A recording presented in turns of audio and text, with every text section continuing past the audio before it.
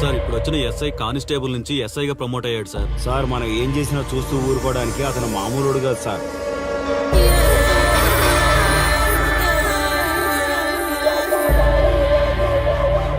అతను మనకు అలవాటు అయ్యేంత వరకు మనం కొంచెం కంట్రోల్లో ఉందాం సార్. రేయ్, వార్నింగ్ ఇస్తున్నావా విషయం చెప్తున్నావా? సార్ మేమేం చెప్పినా మీ మంచి కోసమే సార్. దాన్ని తీసుకొచ్చేరా. మీరైనా చెప్పండి అమ్మా. పెళ్ళాంచేస్తే బాధపడ్డానికి, పోలీసోడంటే భయపడ్డానికి నా కొడుకు కామన్ మ్యాన్ కాదు, కాశీ చెప్పాడికి.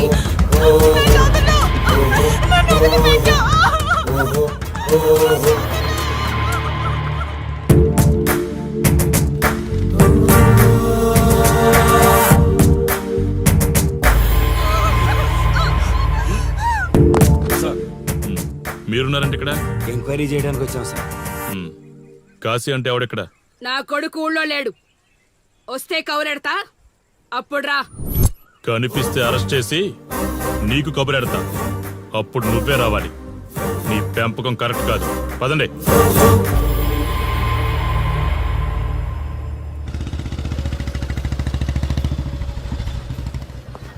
కాశీ ఎక్కడ? ఊర్లో లేడు. వస్తే స్టేషన్కి రమ్మని చెప్పు.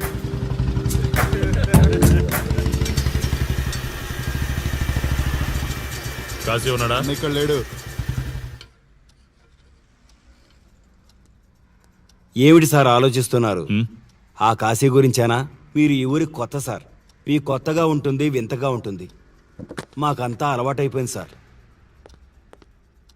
సార్, ఇతనిపై 120 కేసులు పైగా ఉన్నాయి సార్. అవి ఈ కాగితాలకే పరిమితమైనాయి సార్. ఈ పార్వతీపురం మండలంలో ఏ రాజకీయ నాయకుడు గెలవాలన్నా ఇతని మద్దతు తప్పనిసరి సార్. ఇతను 10 సార్లు గంజాయి స్మగ్లింగ్ చేస్తూ దొరికాడు సార్. పైగా 20 సార్లు దొంగ నోట్లు ముద్రిస్తూ పట్టుబడ్డాడు సార్. అంతెందుకు, మీరు అరెస్ట్ వారెంట్ పట్టుకుని తిరుగుతున్నారే, ఇలా చాలా మంది తిరిగారు సార్. కుదిరితే కొన్నాడు, కుదరకపోతే కొట్టాడు. మనకు కుటుంబాలు ఉన్నాయి సార్. నీ పేరుంటేనే వణుకు పుట్టాలన్నా.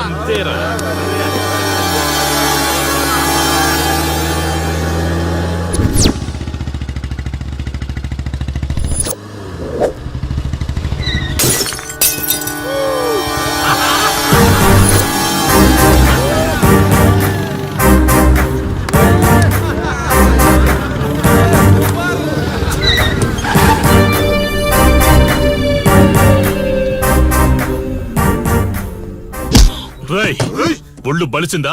రోడ్డు మీద తాగుతున్నావు?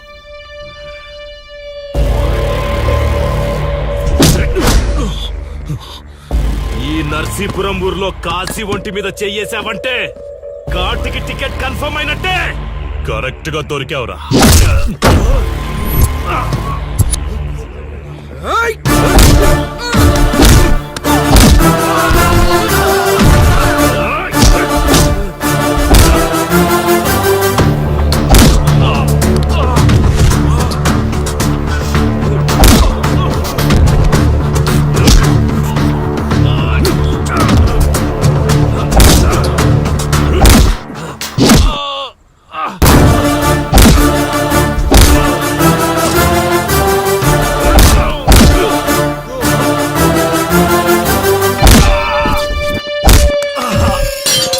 సార్ సార్ సార్, మీరు చాలా రిస్క్ చేస్తున్నారు సార్. నేను డ్యూటీ చేస్తున్నాను. 3 రోజులు గవర్నమెంట్ హాలిడేస్. నేను వైజాగ్ వెళ్తున్నాను. కాశీ అంటే భయపడే వాళ్ళని ఇంటికెళ్ళి భజన చేసుకోమని చెప్పండి. తిరిగి వచ్చాక వాడిని కోర్టులో ప్రొడ్యూస్ చేస్తాను. వాడిని వదిలే ప్రసక్తే లేదు. నమస్తే సార్. ఎక్కడ మీ ఎస్ఐ? వద్దా? ఎందుకు వద్దంటున్నావు కాశీ? చెత్త నా కొడక, ఊర్లో కాశీని విధవం చేసి వదిలేద్దామనుకుంటున్నావా? కాశీ పేరు వింటేనే ఊళ్ళో ఉచ్చ పోసుకునేవాళ్ళు, కానీ ఇప్పుడు కాశీ ఫోటో కనిపిస్తే ఉచ్చ పోసేలా చేశాడు.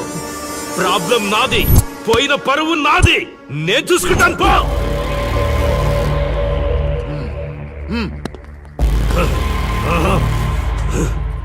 చైత్ర, స్టేషన్కి వెళ్ళొస్తాను. Okay daddy. ఇదేం ఇల్లండి, బూత్ బంగ్లాలా ఉంది. అసలు కలగానే లేదు. నువ్వేంట్రా ఇక్కడ? జీవితాంతం జైల్లో ఉంటాననుకున్నావా?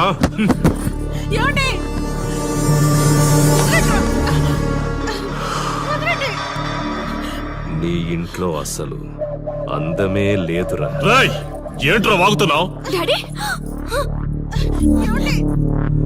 చైత్ర హే, మా డాడీని వదలండి వదలండి వదలండి. ఒక్క నిమిషం ముందు అబద్ధం చెప్పాన్రా. అందమంతా నీ ఇంట్లోనే ఉంది. ఎవరికి ఎంత కసుందో తీర్చుకొని వచ్చేయండి.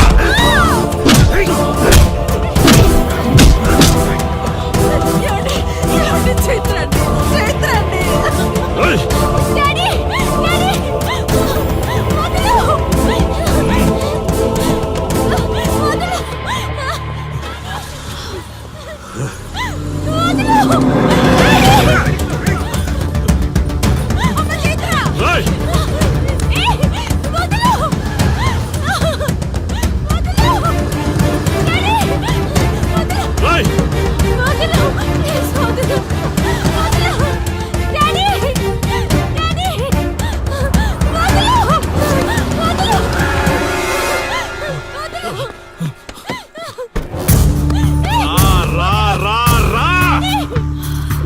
డ్యూటీ నువ్వు చేసుకో, తప్పు లేదు.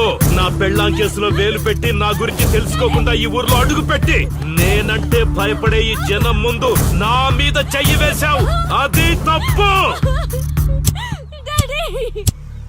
చూడు చూడు, నువ్వేం పోలీసోడివిరా. కిలోమీటర్ పరిగెత్తేసరికి ఒంటో ఓపిక చచ్చిపోయిందా? డాడీ వదలు. డాడీ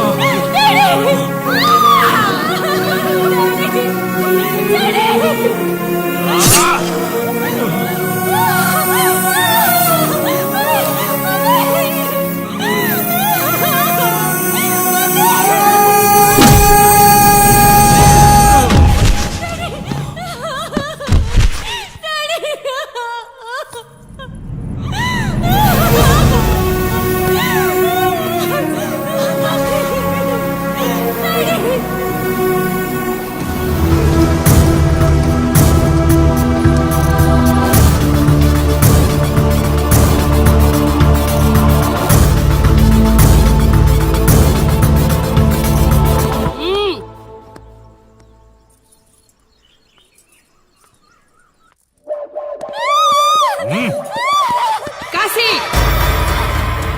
నొప్పి ఒక్కరోజు తెలిస్తే చాలదు. నువ్వు 3 రోజులు జైల్లో ఉన్నావు. అది జీవితాంతం మన ఇంట్లో బందీగా ఉండాలి.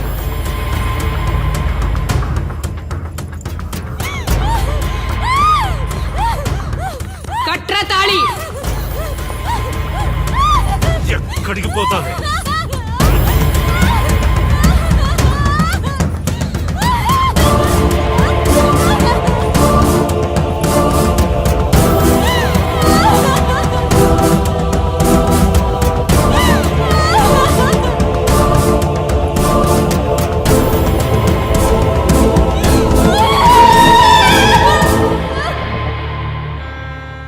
ఆ దుర్మార్గుడి నుండి తప్పించుకుని నా దగ్గరకు వచ్చింది. ఆ తర్వాత నీకు తెలిసింది.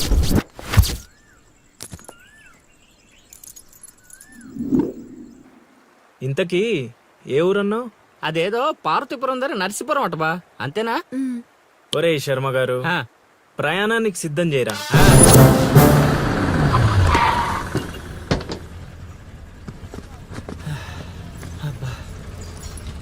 బా, ఊరు చాలా పెద్దదిలా ఉంది. ఎక్కడ వెతుకుతావు? రే శర్మ గారు, నడవడానికి కాళ్ళు, తిరగడానికి ఓపిక 2 ఉన్నాయి కదా. ఐసులా పోనే. పోసేసుకుంటున్నాడు.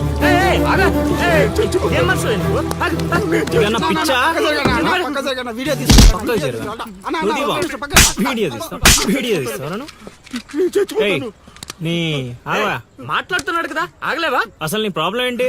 చెప్తే ఆరుస్తారా తీరుస్తారా? నా సావు నన్ను సావనివ్వండి. అయ్యా చచ్చేదో చెప్పిసావు, మాకు క్లారిటీ ఏడ్చుద్ది. ఏరా, నువ్వు పత్తి రైతువా? కాదు, వరి రైతుని. వరికి పురుగు పట్టిందా? కాదు, పంట కూడా బానే పండింది, డబ్బు కూడా చేతికొచ్చింది. పంట పండితే పండగ చేసుకోవాలి, ఈ సావులేంట్రా? బావా, నువ్వేం డీల్ చేయి, నేను వెళ్ళి చైత్ర గురించి తెలుసుకొని వస్తాను. ఇప్పుడు చెప్పు అంకుల్, ఏంటి నీ ప్రాబ్లం? నేను ఒకటి కాడ అప్పు తీసుకున్నాను. డబ్బులు వచ్చాయన్నావు కదా, ఇచ్చేయి. ఇచ్చేద్దామని నిన్ను అనుకున్నాను ఆడసలు పుచ్చుకోనే లేదు. ఎందుకు వడ్డీ ఎక్కువైందా? వడ్డీ వాడు పక్కన ఉంచే. ఆడ అసలే వద్దన్నాడు. మంచిదేగా, డబ్బులు మిగిలాయి. ఆ, ఏటి మిగిలేది? సిక్కంతా ఇక్కడే ఉంది. ఊరు అమ్మోరు పండుగ మొదలై 3 రోజులు అయింది. అయితే ఏటైతే ఆడి దగ్గర అప్పు తీసుకున్న వాళ్ళు అందరి ఇంటి ముందుని రోజుకు ఒక డ్రామా వేస్తున్నాడు. అదిగో టెంట్ కూడా రెడీ అయిపోయినది. ఏంటేస్తే అది నీకు టెంట్ లాగా ఉందా, నాకు పాళ్ళలాగా ఉంది. ఆ? అర్థం కాలేదా? రా చూద్దుగానే. అదిగో చూడు, ఇదిగో ఇది పరిస్థితి. నేను నీడింటి ముందు వేసినారు, ఇవాళ నా ఇంటి ముందు వేస్తున్నారు. ఏవే ఆ కిరసనాలు డబ్బా అటుకురా. ఎవడరా బాబు, జనాలు సావక ముందనే సమాధులు ఎక్కిస్తున్నాడు. ఎందరెందరో మహానుభావులను పొట్టన పెట్టుకున్నావు శ్మశానమా, నీకు ఇసుమంతైనను జాలి లేదా? ఎన్నో ఏండ్లు గతించిపోయినవి కానీ ఈ శ్మశాన స్థలిన్ కన్నులు వచ్చిన మందభాగ్యుడు ఒక్కడైనను లేచిరాడు. ఎన్నాళ్ళ ఆహా హార్మోనియం పద్యం రక్తి కట్టే సమయంలో దగ్గి డిస్టర్బ్ చేసావు కదరా ఎద్దవ్వా. వంకెతకలేనమ్మా, డొంకెట్టుకు ఎలాడిందట. పద్యం మర్చిపోయినని ఒప్పుకోవచ్చు కదా. అవే సాంఘిక నాటకాల హీరోయిన్. ఇంత గొప్ప హరిశ్చంద్ర నాటకములో నా పక్క చంద్రమతి వేషమంటే మాటలా, నాకే కౌంటరా? ఏయ్ పద్మశ్రీ అయ్యగారు తాళాల దగ్గర ఇచ్చమంటారా? టైం కాదురా, నే చెప్తాగా. ముందా మంచినీళ్లు గొంతు శృతి చేసుకోవాలి. గురుగారు యాదవ సేతురం కాకపోతే రిహార్సల్స్ కూడా ఈ గెటప్లు ఏంటండి? ఒరే హార్మోనిస్టు, వేషం పడకపోతే పద్యానికి గొంతు పెగలదురా. మొదలెట్టండి.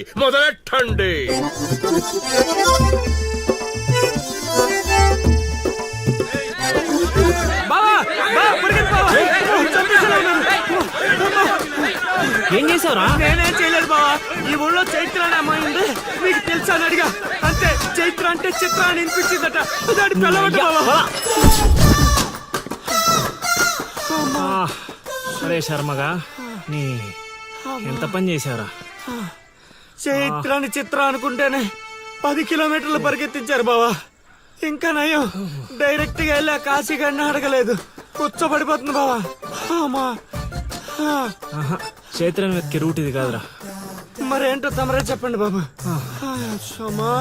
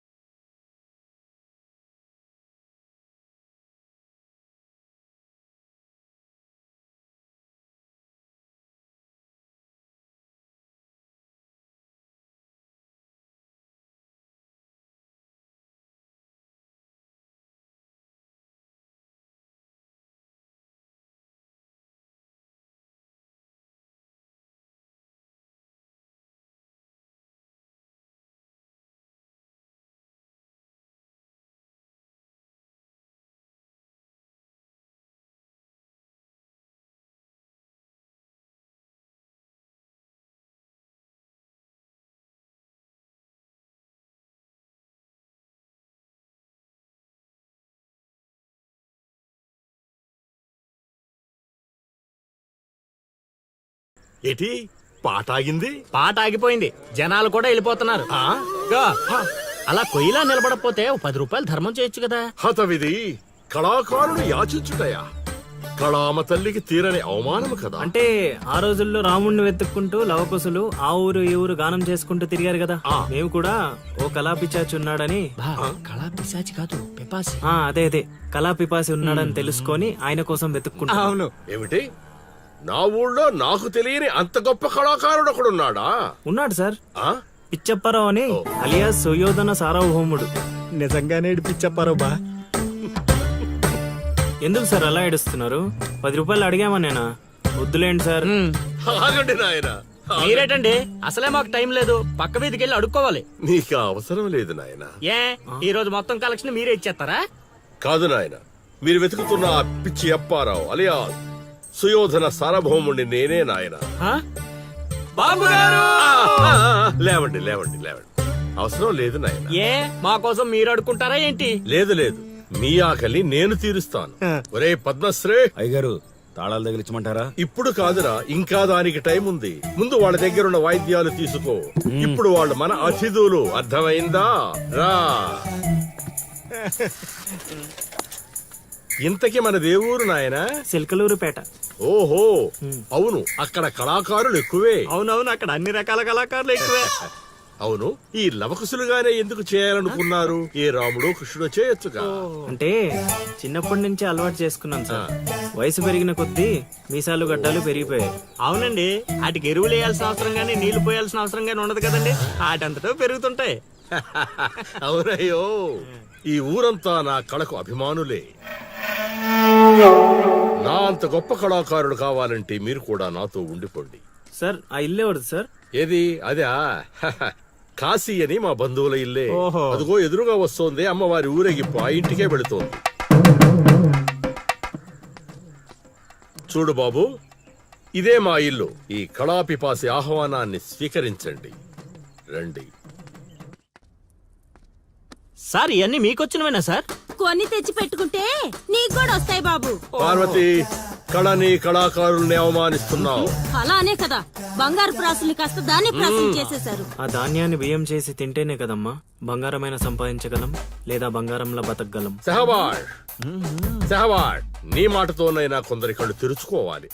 అన్నట్టు వీళ్ళు ఆ అర్థమైంది. ఏమే ఇంకో ఇద్దరు కంట వండి పడే తినిపోతారు. సత్రంలో తయారైంది కొంప. ఇది 1980లో వచ్చింది, ఇది 90లో వచ్చింది. సార్ ఇవన్నీ మనకొచ్చినవని చెప్పుకోకపోతే బతకలేదు సార్.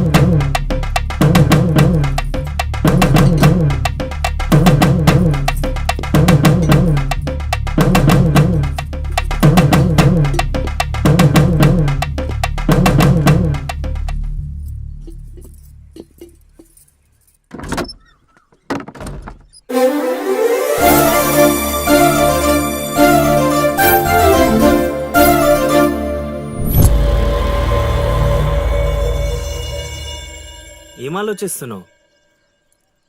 వెళ్ళిపోదాం పద ఇక్కడి నుంచి. ఎక్కడికి? మన ఊరికి. నాకే ఊరు లేదు. మా అమ్మ నాన్న చనిపోయి చాలా కాలమైంది. నేను ఒంటరి. అయినా నన్ను రమ్మడానికి నువ్వెవరు? అదేంటి అలా మాట్లాడుతున్నావు? నీకేమన్నా పిచ్చా? పద వెళ్దాం. ఒక్కసారి చెప్తే అర్థం కాదా? అయినా నీకు నాకు ఏంటి సంబంధం? ఏంటి సంబంధమా? ఒంటరి అన్నావు కదా, అదే ఒంటరిగా ఉన్నప్పుడు నీ మనసును అడుగు. నేను నిన్నెంత ప్రేమిస్తున్నానో నువ్వు నన్ను అంతే ప్రేమిస్తున్నావు అని అదే చెప్తుంది. నేను నీకు చెప్పానా? అయినా నువ్వే గాలికి తిరుగుతావు. ఎప్పుడు ఎలా ఉంటావో నీకే తెలీదు. అటువంటిది నిన్ను నమ్మి ఎలా రమ్మంటావు? అయినా వాడు నన్ను కొట్టుకుంటూ తీసుకొచ్చాడు. ఆ రోజు నువ్వు చూస్తూ ఉండిపోయావు. నిన్నేమనాలి? అదా నీ ప్రాబ్లం? ఈ మాత్రం కన్ఫర్మేషన్ చాలు నేను ఫిక్స్ అవ్వడానికి. అయినా నేను ప్రేమించిన అమ్మాయికి పెళ్ళై ఉండాలని మా గురుగారు ఎప్పుడో చెప్పారు. ఆనందం వస్తే స్టెప్ లేకుండా ఏడ్చి కూర్చుంటారా? ఇప్పుడు చెప్తున్నా విను. తెలియకుండా తీసుకెళ్ళిపోవడం, చెప్పకుండా లేపుకెళ్ళిపోవడం కష్టం కాదు, నాకిష్టం లేదు. తీసుకెళ్ళను లేపుకెళ్ళను అన్నానని నువ్వు దేనికి ఫిక్స్ అవ్వకు. ఎందుకంటే నా మాటకి నేనే ఫిక్స్ అవను. 24/7 ఎప్పుడైనా వస్తా. కొంచెం రెడీగా ఉండే.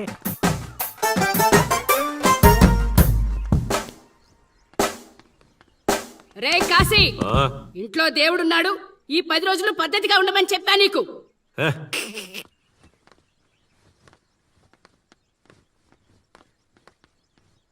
రై రై రై ఇవ్వడ్రాదే రై ఇవ్వడ్రాదే రై